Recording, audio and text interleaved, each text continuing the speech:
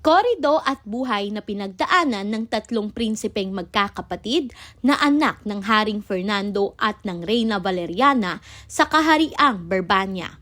Aralin 16, si Prinsesa Leonora, saknong 569 hanggang 616. Pinuntahan ni Don Juan ang palasyong tinitirahan ni Prinsesa Leonora. Nagulat silang dalawa nang magkaharap. Agad namang nagpakilala ang prinsipe ng magalang.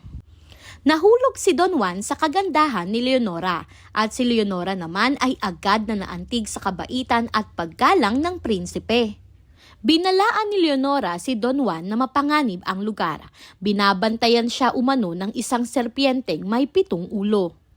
Sa halip na umatras, buong tapang na sinabi ni Don Juan na handa niyang tulungan at iligtas ang prinsesa. Tanong, una, ano ang makikita mo sa ugali ni Don Juan batay sa paraan niya ng pagtrato kay Leonora? Pangalawa, kung ikaw si Leonora, papayag ka bang magtiwala agad sa isang estranghero? Bakit o bakit hindi? Mahalagang kaisipan, ang tunay na kabaitan ay nakikita agad at ito ang unang hakbang ng magandang ugnayan.